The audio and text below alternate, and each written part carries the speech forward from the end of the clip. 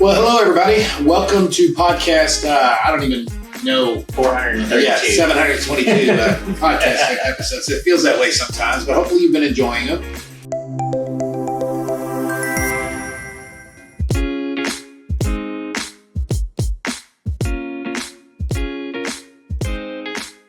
We are now in the month of September, and there's been some things that have happened. And this is Money Matters with Hill Financial Group. I am, of course, the narcissist that names the name of the business after himself, Michael Hill, and this is my partner, Casey Harding. So we've gotten kind of good at this, I think, gotten a little bit better. If you go back and watch the first podcast, Made some improvements. a little bit of improvements, but here we are at Union 28, behind the green curtain, as we like to say, green for money, and money matters, or does it? So, but honestly, today we're going to have a couple more fun podcasts, but we wanted to get a little bit serious today because we've had in our office, I've already had 2 calls probably in the last 3 months from children that have called in reference to their parents because their parents have been scammed. And what I mean by that is they've had people that have called them, asked for their credit card number, and they gave it to them. And before they found out, they're down $3,000 in the account, and we've had to freeze accounts. So we really want to go over what's kind of happening right now. They're getting smarter and smarter, the use of AI. Just be, if you have parents that are over retirement age, please pass this podcast on to them. So today is protecting yourself from today's trickiest scammers. And scammers is a very nice word because I would call them probably something else. Yes. What we're going to do today is we're going to dive into millions of people every year. So if it does happen to you, first of all, you're going to have that embarrassment. You're going to have that, oh my gosh, I don't want to tell my family and friends. But man, we're going to use this to help others. It millions of cases a year, millions.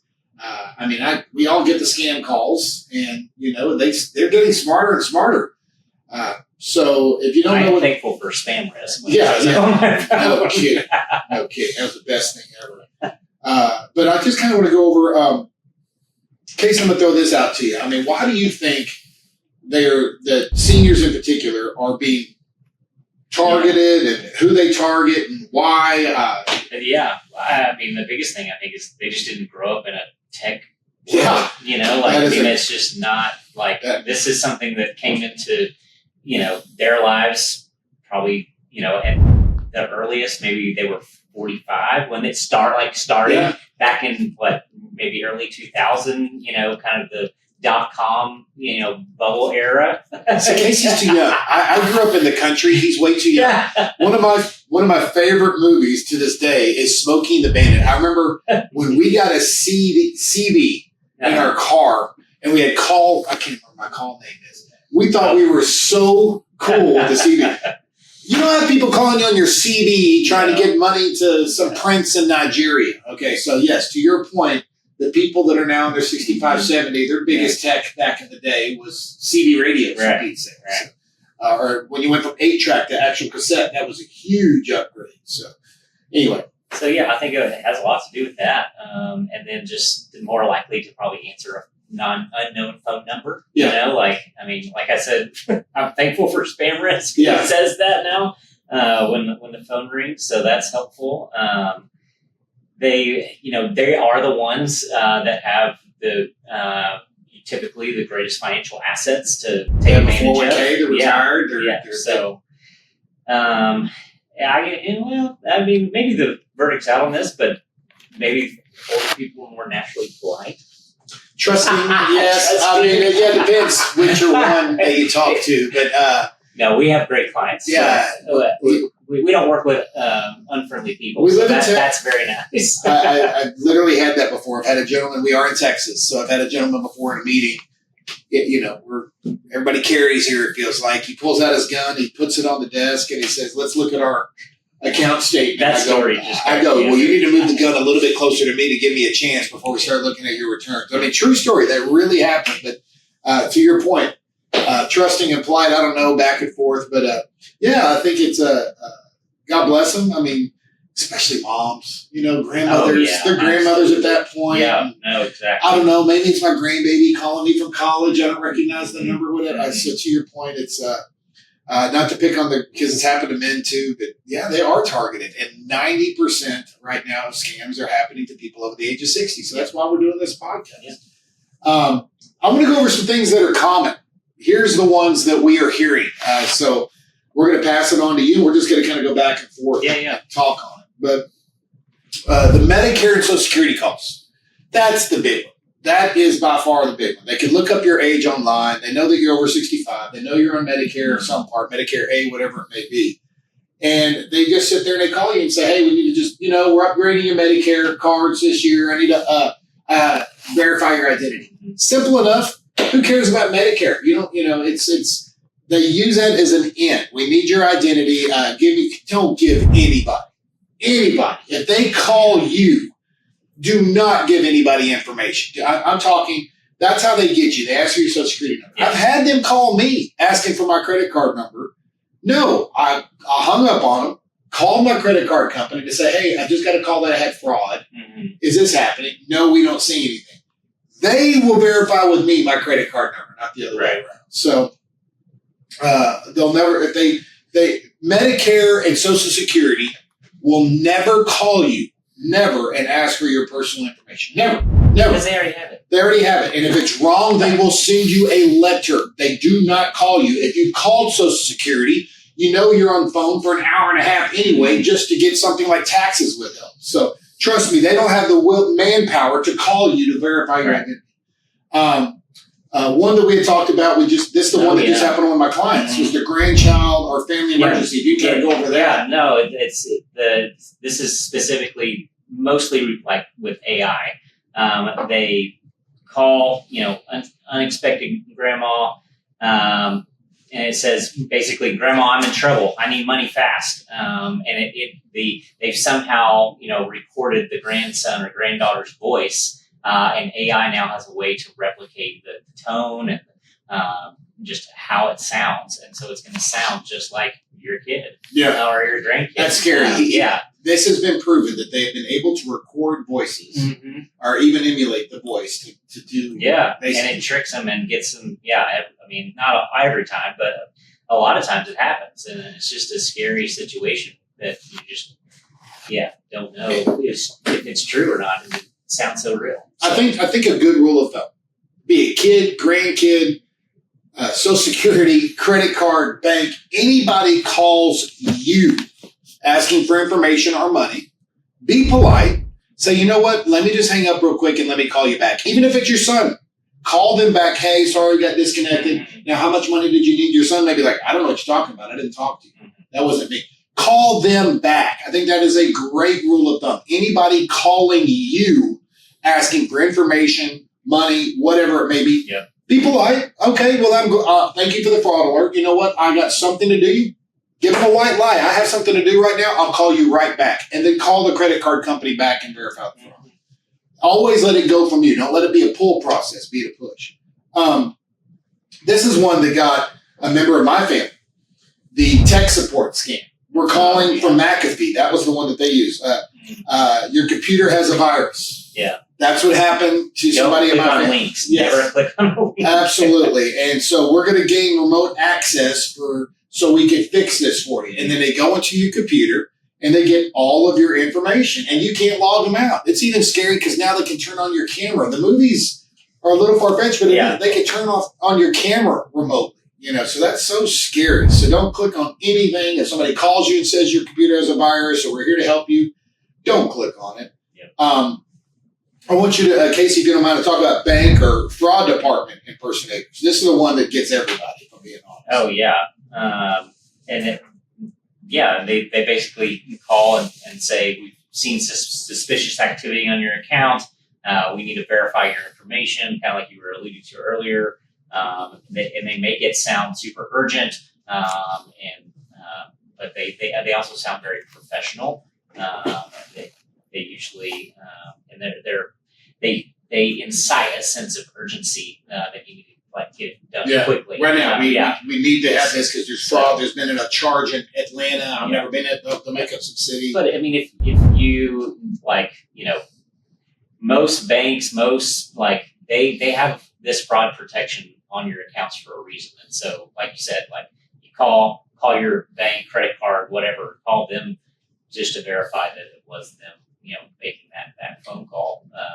That's the easiest way to get around someone that is proactively calling you. We've had this. I do want to go over this because we're going to put this in our notes of our podcast. But what should you never do? I've already kind of gone over it. You never give your social security number. You never give your bank account or routing information, ever.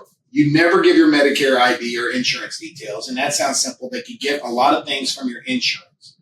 And you never give your birthday, passwords, especially your PINs.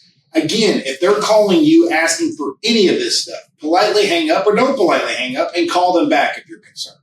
But you never wire money. The other one that they do now is gift cards. No. We want you to send gift cards because it's $50. It's untraceable. The other one, we had this happen in my office 5 years ago. You may not remember. We had a receptionist that was paying the electric bill. Wouldn't go through.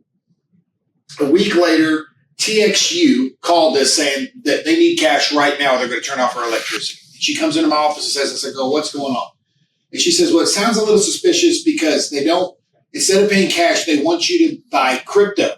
And when you send this crypto, it goes through instantaneously. I go, I don't even know how to do that. That sounds like a fraud. Let me verify this. Come to find out, they'd already gotten 3 people in Midlothian. Wow. Because Kroger, because you could go, there's the Coinbase in Kroger, you could buy crypto and send it that way. They had gotten so many people scammed. So I had turned that into the police that they'd called me. We didn't have their information, but yeah, you're like, wow. I don't want my electricity turned off. So, but yeah, it's happening in our office, right here in Midlothian, Texas. But please don't wire money. Please never wire money. I did have that.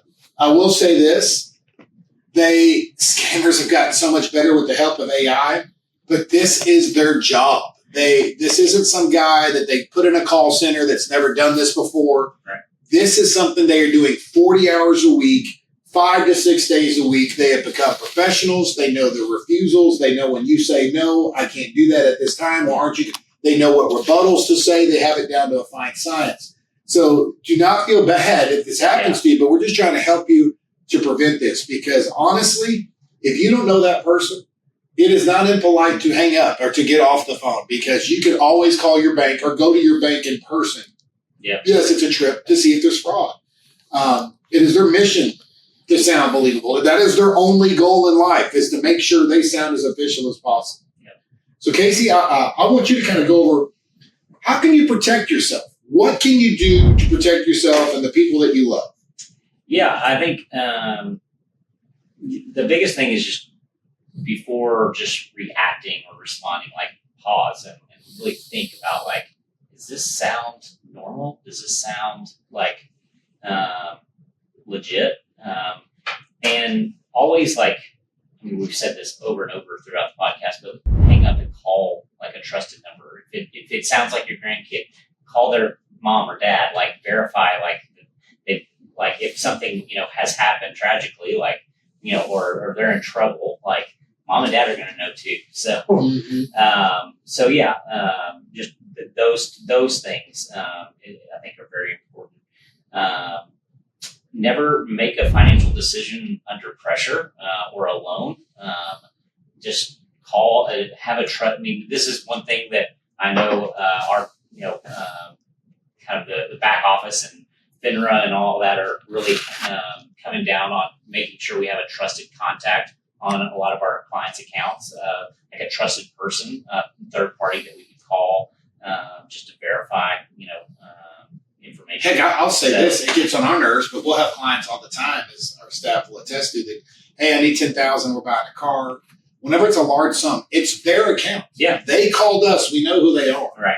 First of all, we send it. We have to verify it with them, and we can only send it to the one bank account they have on file. Number one. But number two, our back office and headquarters, not here in Midlothian, our headquarters, our compliance office, when it's a larger amount, we'll call the client. We've been we'll even tell them, I know, but it's my money. I know, but these are the steps on brokerage accounts. There's 2 to 3 These are the protections we have in place for our clients' accounts. So, banks are starting to do this a little bit more. It is annoying to some people, but it's like everything else. We have to take our shoes off when we get on a plane now because of some bad actors. Well, it's the same thing. We're going to have to just all do this together. Yeah. If you're not sure, I will tell you this. Kids of seniors. And so if you're my age, my parents are in their mid to late 70s. Sit down and talk with them. Sit down and say, Mom, Dad, if anybody ever calls you, do not be embarrassed. Call me.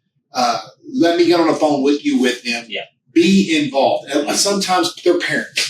For the rest of my life, I'm going to be this little boy to my dad. Right. You know, he'll be 90 years old. I'll be 70, and I'll be little Michael. Okay, I get it. But at the end of the day, you just talk with your parents. Say, Dad, these are things that we're seeing. Dad, this is something that I'm concerned about. I just don't want you to get scammed. It happens. All that'll never, and you'll get that. It'll never happen to me. It does. It happens all the time. Another thing that I see, shredders. Have a shredder in your house. Please do not have your mortgage information or your anything with your social security number thrown in the trash. Why aren't you being a little overprotected? No, because once it goes down to the edge of the out there on the street, it's public property, so anybody can pick through it. So I can't stress that enough. A shredder is what, $100 or less. It may save you thousands of dollars and somebody going through your mail, because you don't know what happens to your mail once you put it out there at the curb. I mean, your trash. But there's some helpful resources. We're going to put this out there. Links below. Consumer.ftc.gov, SSA.gov/phony calls, AARP Fraud Network Watch. That's a good number. And then nothing else, call us. If it sounds like a scam or you're not sure, call us, client or not. I can give you a list of resources to double check it.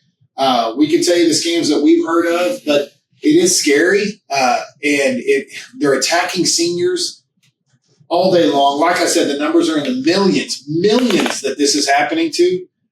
So we really want to make sure that you see these red flags. And hopefully you take some of the things from this podcast and pass it on to those that are older.